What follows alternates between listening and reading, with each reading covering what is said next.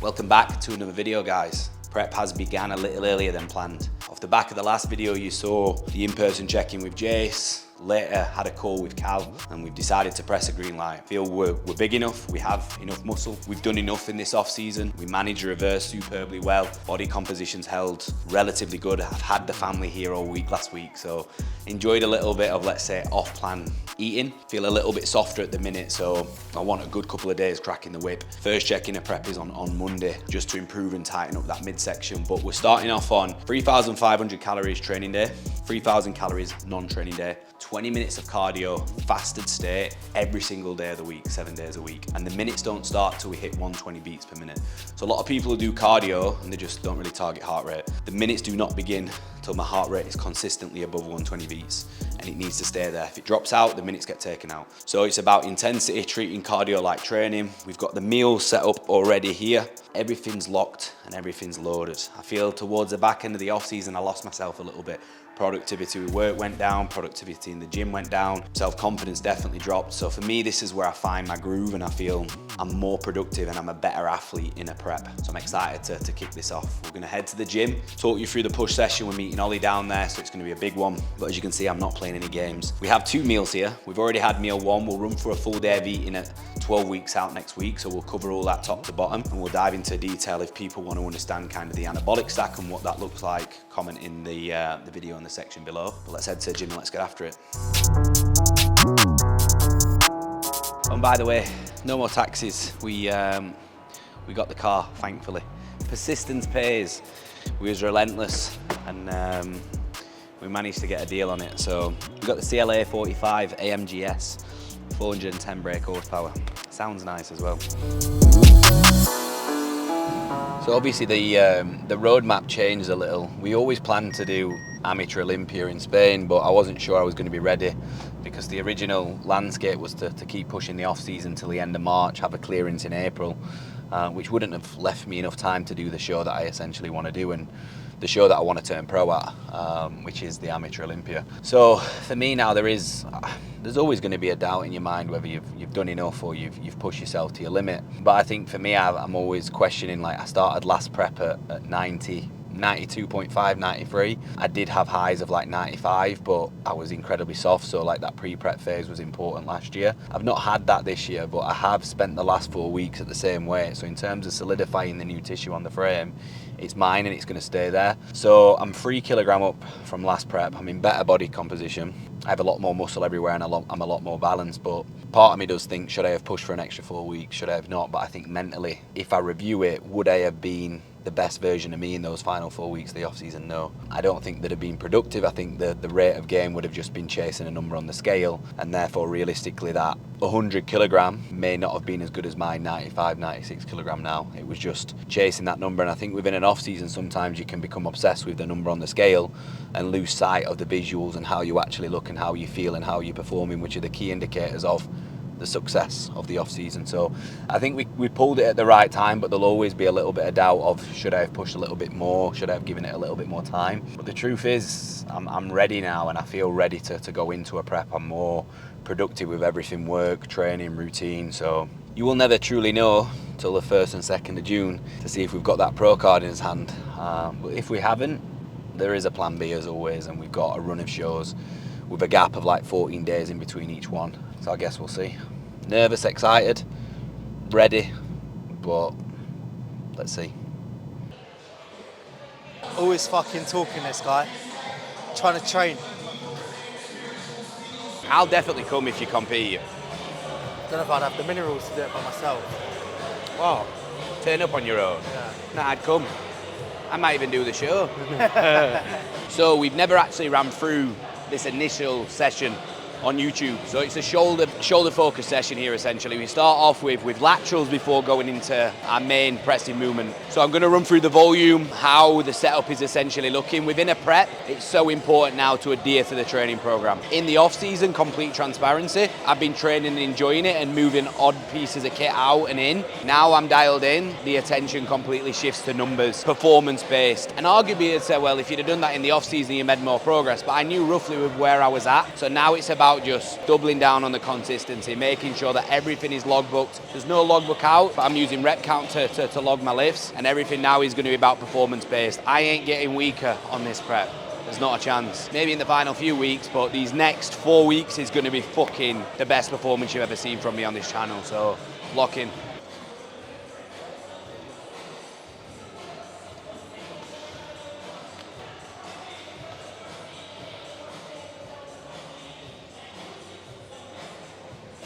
So Ollie's done the biggest off-season of his life, and now he keeps going back and forth. Am I going to compete? Am I not?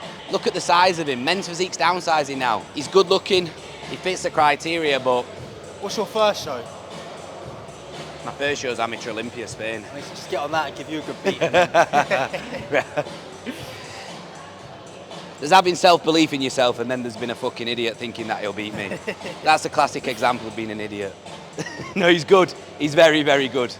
And when he's lean, he's very impressive. So we just put a plan in place now to get him shredded within the next 12 weeks, and then we're just going to pick the shows. We're thinking like a good regional in the UK to clean up, and then Dubai show, which the standard is wild, but he fits the bill. It's on the YouTube, there's no going back now. There's no going back now.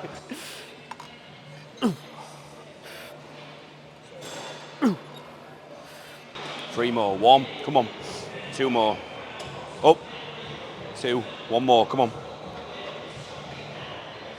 Yeah, good. So with this movement, what I often see is people's hand position being wrong. So what you want to think about with any lateral raise really is dragging your knuckles across the floor and up against the wall, keeping your arm pass slightly in front of your body. So not directly out to the side, because that's going to hit a lot of rear delt and a lot of trap. You want that slightly in front because the bias here is around that medial delt.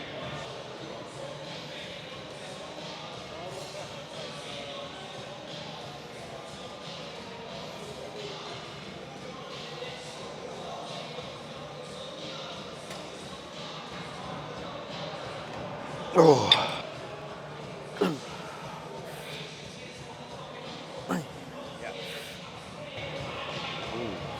Good, come on. Up. 8 to 12, go again. There you go, and come on. Yeah. 3 sets. So we start with 12 to 15 on the first initial set. We then load a little bit more weight, 20% up, 8 to 12 for this set. And then the final set is again a little bit more volume, where we'll drop the weight back down to just below the starting set. So around 10% less for 15 to 20 reps. So by this point then, the medial delts have been challenged fully. A variety of different volumes across different loads, ready to press.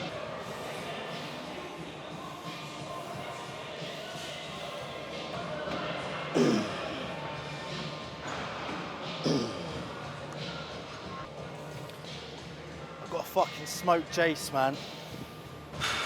Hey. Oh, fucking hell. I've got a smoked Jace. I know you said where you are. I'm calling him out. I said Big Jace about to get his arse handed to him. Time to show the OG how it's done. I've got a big fat old man called Jace calling me out on Instagram. He's about to get smoked. 11 weeks. Me versus him. I'm going to show him how it's done. We've got Jace Long, who obviously was on the YouTube. A YouTube of one video ago. So we're prepping Jace at the minute for a photo shoot versus Ollie for a show, so they're going a little bit hand in hand. I wouldn't want to be going against Big Jace personally, but Ollie backs himself. I rate it.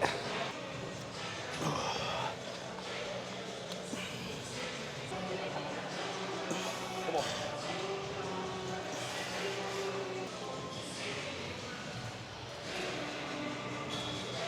Strength's still there.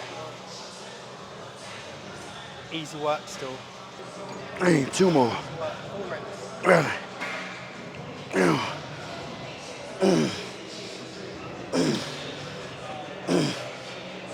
Oh, that fucking kills them partials. Another important element when you come into your bigger compound movements here is don't rush them, stay composed. So like, we know what we're working at here. It's probably like 65, 70 kilogram a side. So we're gonna optimize our feeler / feeder set. So I'm gonna feel this for 1 to 2 reps and then load a little bit more and repeat that process till we find the right load where we're like, right, okay, we're gonna work here. And it's a good opportunity to get your mind ready, to get your body ready, rather than going into your first working set and not really having the opportunity to feel the weight that you're gonna be working at.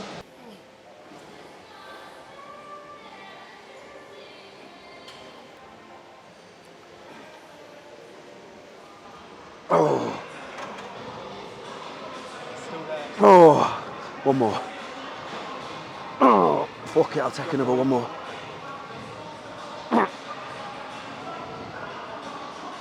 Oh. Yeah, easy, that's the one. See, you've done the hard bit now. It's 1. That's 2. Come on. Yep. That's 3. Come on. You want that one now? I'm with you. I was with you. Too heavy, that. Just take the 10 off. Get in that rep range. There you go. Good. And again, up. Yep. And again, up. One more. Drive. Yep.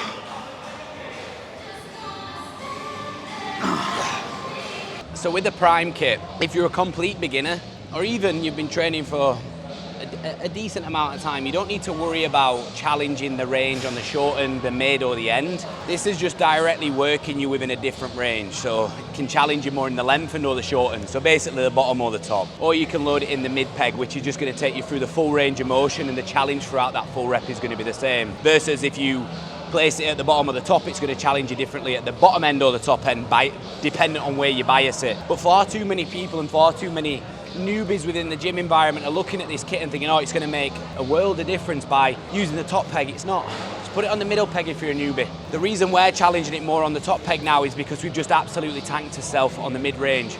So it's going to allow it to drop off where we need it to. It's about being specific when you're at a slightly higher level, because it's really advanced kit, the Prime kit. It's great, but a lot of people overcomplicate it and you don't need to.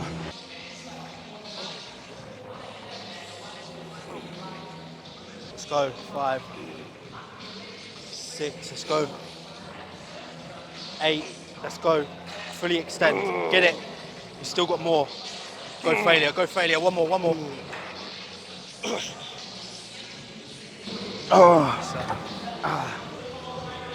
Yep. Let's go, come on. Come on. Come on, take another 2 with me. All the way up, all the way up. All the way up, come on. One more, one more. Don't bitch it, let's go. Pause, drive, feet into the floor and drive. Fuck. Thought I were doing a rep then.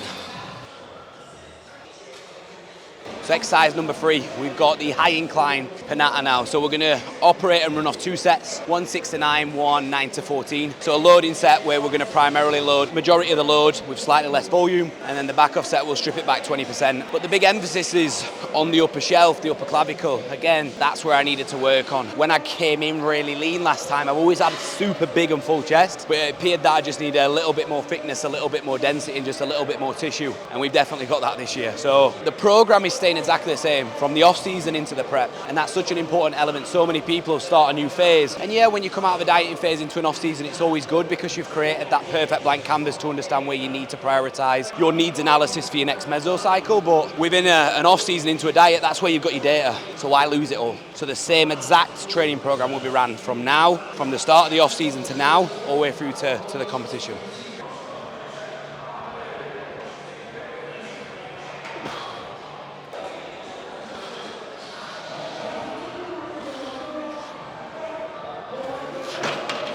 Tuck them elbows in a touch more, drive a bit more chest. There, yeah, good. Drive them knuckles through ceiling all the way through. Up. Come on, there's 2 more in, there's 2 more. Breathe, get that tight on the eccentric with me. Up, easy fucking work. Go again, go again, go again, come on. Up, yeah.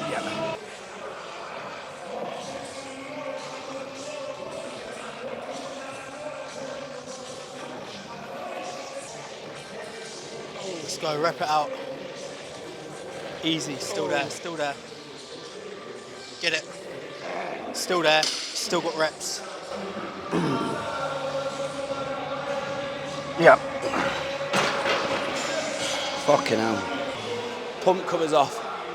It's too hot in Dubai for trackies and for a t-shirt at the minute, so I don't know what I was thinking, but the current shape, not too bad. See, we're not out of shape. It's just a case of getting in better shape. It's not a lot of body fat, so it should be a seamless prep. Let's see.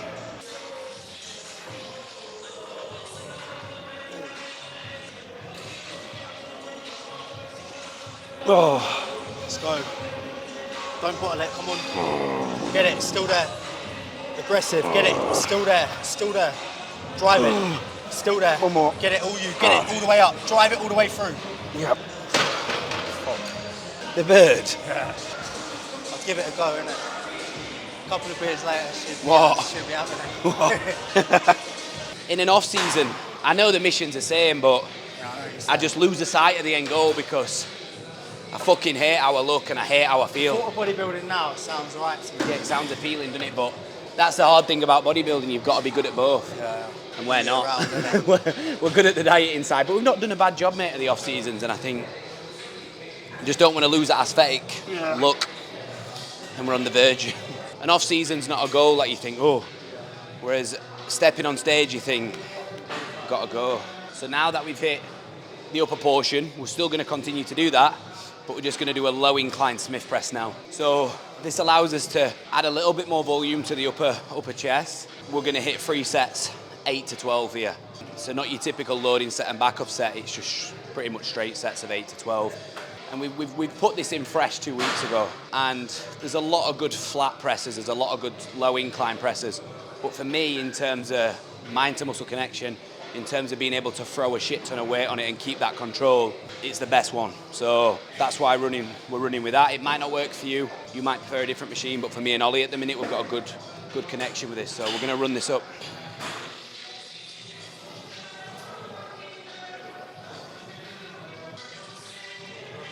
Still there.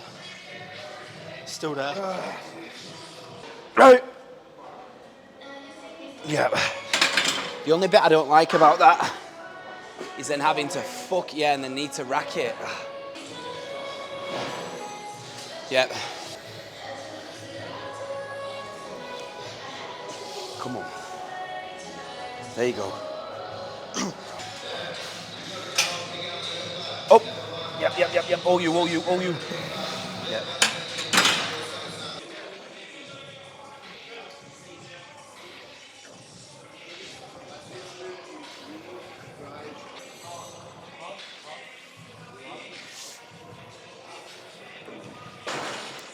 Bang. And again. Bang. Come on. Give me 2 more with me. Oh. I'm gonna struggle. Yep. I'm gonna struggle, son.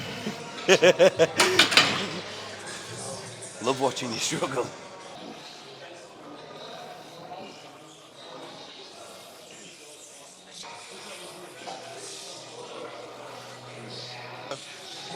Still there. Keep it moving.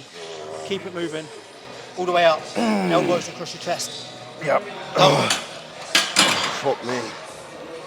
If there's one lesson you take away from this YouTube is, if the end of your sets, I think after every set I've said fucking hell or fuck me Anna. And I'm not just saying that for banter, like, I'm in pain. Take your sets to failure and you'll grow. Stop complicating all the bullshit where, oh, I want to use this machine, or dumbbells better than machines, or should I eat this, should I eat that? Just get in the gym, train hard. That's what I taught him. He used to train like a bitch and I took him to the gym. He trains very hard.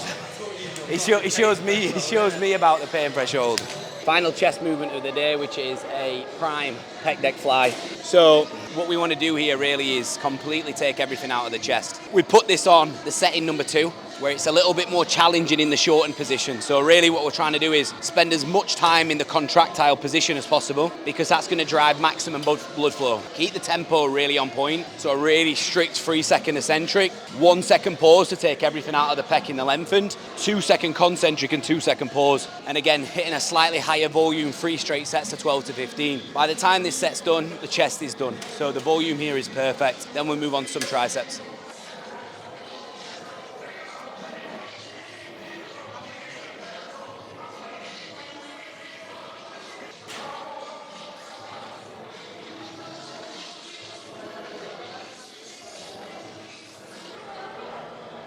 2 more with you, 2 more, come on.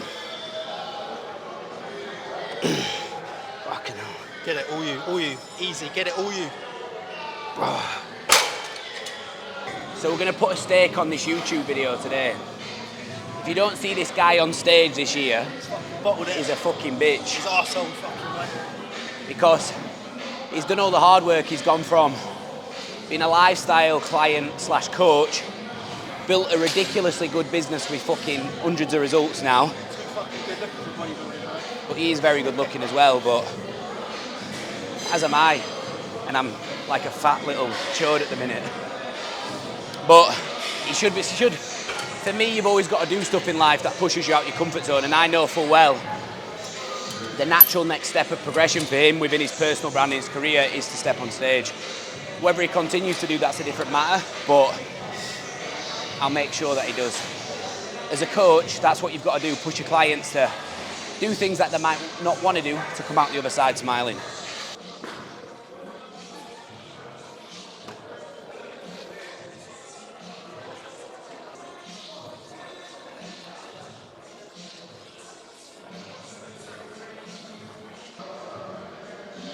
Go again, come on. Open back up, back in, squeeze, get short. Yep, that's the one, good.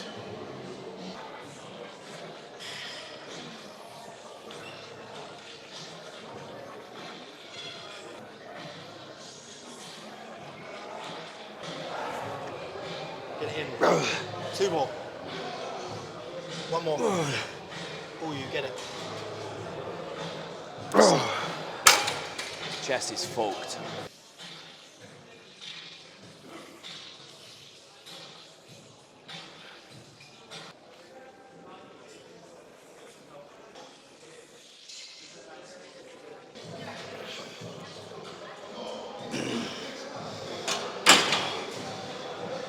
First tricep movement, we've got 3 straight sets. So we're doing the tricep press here, close grip. And I really like this because it's a good movement for the tricep. You can take it through the full range and you can load a lot of weight on it with a lot of stability and without any momentum. So for me, when you're doing this press, just make sure you keep your elbows as tucked into your side as possible. The more flared they are, the more the tension will come off. So just be really careful of that. But yeah, 3 straight sets of 10 to 12. And then we've got some rope pull downs and into some abs. Abs are every day now. So usually I do them fasted. But what I'll do is one morning, I'll get up and do cardio and bodyweight abs. The second morning, I'll get up and do cardio, and then at the gym, I do weighted abs. So just making sure that I've got a good amount of variety within my trunk work, because my biggest weakness, as you've all seen, is my abs. My abs are very symmetrical, they're very good in terms of how they look. They just wasn't deep enough last year, and it made me look like I wasn't conditioned enough, and that's just from my lack of willing over the years to train them. But this off-season's been very different. We've trained them consistently, 4 times a week, progressively overloaded, so I'm expecting a sufficient change, and I'm definitely hoping a sufficient change.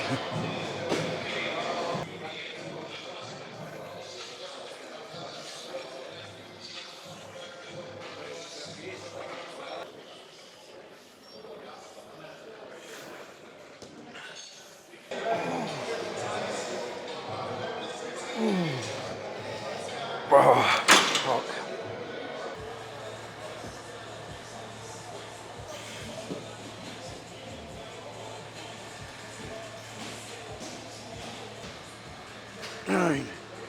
Come on.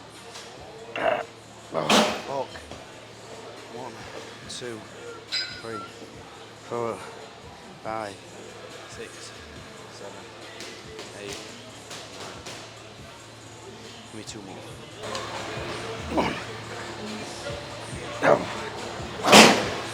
So, an interesting topic as well, like, now I've started prep, people might think, oh, you're still doing drop sets and intensifiers or rest pauses.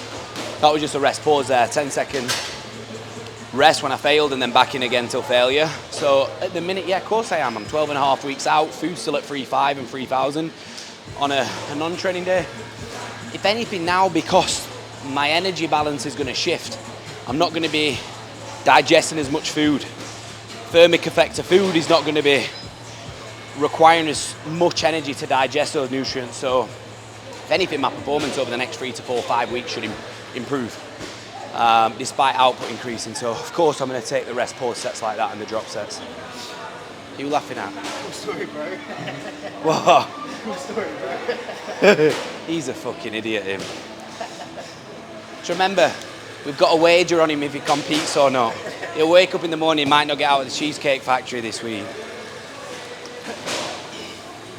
Come on, big man. Spends his Saturday night wanking over textbooks, this guy. What's he say?